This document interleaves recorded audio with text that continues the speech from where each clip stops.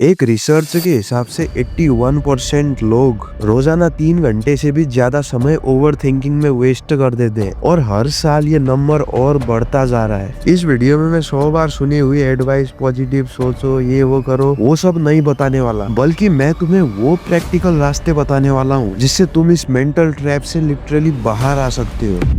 सोचो 90s का time है। एक नॉर्मल इंसान की जिंदगी कैसी होती होगी? पैदा हुए, थोड़ी पढ़ाई की, फिर 3-4 ऑप्शन होते थे, डॉक्टर, इंजीनियर, किसान या फिर कोई नॉर्मल नौकरी, फिर शादी, बच्चे, और धीरे धीरे जिंदगी खत्म हो जाती थी। ओवर थिंकिंग उतनी होती नहीं थी क्योंकि दुनिया का उतना एक्सपोजर नहीं था। लेकिन अब 2026 है। एक नॉर्मल इंसान सुबह उठता है, इंस्टाग्राम खोलता है और वहाँ देखता है कि 16-17 साल के बच्चे बड़ी बड़ी लग्जरियस गाड़ी में घूम रहे हैं। टीवी खोलता है तो पता चलता है कि बिग बॉस में किसी का लफड़ा हो गया है और उसी मुद्दे पे पूरा देश परेशान है। न्यूज खोलता है तो किसी फालतू मुद्दे पे घंटों तक डिबेट चल रही है। फिर पता चलता है कि कोई मूवी सुपर हिट हो गई और तुमने तो वो मूवी देखी ही नहीं, मतलब तुमने तो देखना ही पड़ा।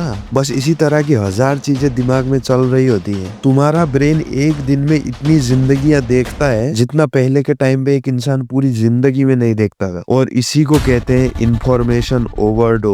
इतनी इंफॉर्मेशन, इतने सारे ओपिनियंस, इतने सारे कंपैरिजंस कि दिमाग को शांत रहने का टाइम ही नहीं मिलता। तो दोस्तों, अब हमने प्रॉब्लम तो समझ लिया, लेकिन अब बात करते हैं सॉल्यूशन की।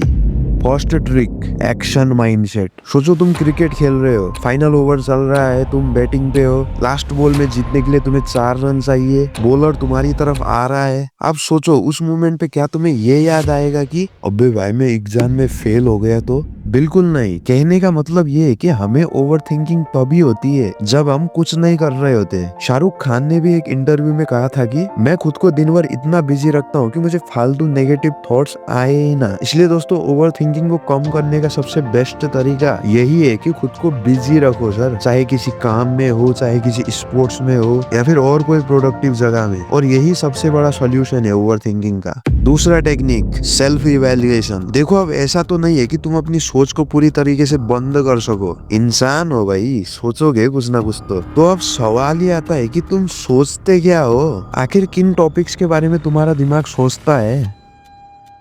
मैंने पॉज किया ताकि तुम सोच सको, और आज ये भी क्लियर हो जाएगा कि तुम्हारी औकात कितनी है। क्योंकि एक कमजोर इंसान की जिंदगी के मुद्दे भी कमजोर ही होते हैं। वो दिन भर सबसे अनप्रोडक्टिव कामों के बारे में ही सोचता है। इस सब्जी में कौन सा नया मसाला डालूं कि स्वाद बढ़ जाए, वो मेरे क्लास की लड़की किसके साथ बाहर घूम रही थी, लगता है पता लगाना पड़ेगा, वो बगल वाला पड़ोसी मेरे बारे में क्या बोल रहा था, अब आईपीएल कब से शुरू होगा, इस बार कौन सी टीम ज्यादा स्ट्रांग है, कौन से क्रिकेटर का किसके साथ झगड़ा हुआ है, पैंट खरीदनी है, कौन सी खरीदूं, जीन खरीदूं या कार्गो खरीदूं, या किसी एक्टर का देखूं कि उसने क्या पहना है, कौन सी नई कंट्रोवर्सी चल रही है यूट्यूबर्स के बीच। बस इसी तरह के हजारों मुद्दों पे उस कमजोर इंसान का दिमाग चल रहा है। और उसी इंसान से पूछो कि भाई तूने अपनी जवानी में किया क्या? कभी किसी स्पोर्ट क्लब में ज्वाइन हुआ? कभी अपनी फिजिकल स्ट्रेंथ पे काम किया? विज्ञान, कला, राजनीति, साहित्य, खेल, दर्शन, अर्थशास्त्र, मनोविज्ञान, किसी भी फील्ड में ज्ञान हासिल किया?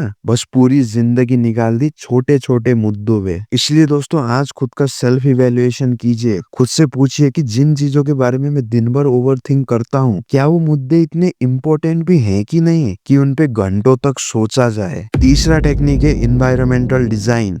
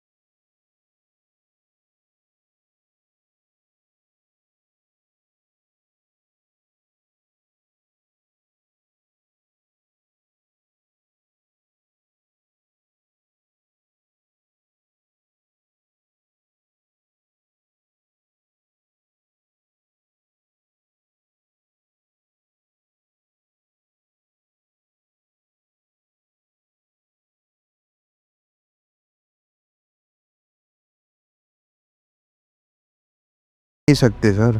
Last trick, reality check. सुनो, तुम ऑलरेडी जानते हो कि तुम ओवरथिंक को कैसे खत्म कर सकते हो। तुम्हें पता है तुम्हें क्या करना होगा, तुम्हें एक्शन लेना होगा, खुद को सुधारना होगा, इस वीडियो को खत्म करके कुछ प्रोडक्टिव काम करना होगा। लेकिन ये सब पता होने के बाद भी मैं बताता हूँ कि तुम क्या करने वाले हो। इस वीडियो के नीचे तुम्हें कई रिकमेंडेड वीडियोज आएंगे, तुम उन पे क्लिक करोगे, फिर एक से दूसरे में क्लिक करोगे, दूसरे से तीसरे में, फिर अचानक से तुम्हारी स्क्रीन पे फनी रील आने लगेगी, कोई मीम आने लगेगा, फिर तुम अपनी वही बेकार वाली हंसी हंसोगे और अंत में बोलोगे कि अरे भाई मुझे पता ही नहीं चला मेरे 2 घंटे कब निकल गए। और फिर 2 घंटे वेस्ट हो गए, इसी रिग्रेट में बचे 8-9 घंटे भी निकाल दोगे। अंत में शुक्रिया दोस्तों आपके कीमती समय के लिए जो आपने इस वीडियो को दिया। साथ में अगले कौन से टॉपिक पे आप वीडियो चाहते हैं वो भी जरूर से मेंशन कर दीजिएगा। बाकी मिलते हैं दोस्तों अगले वीडियो में।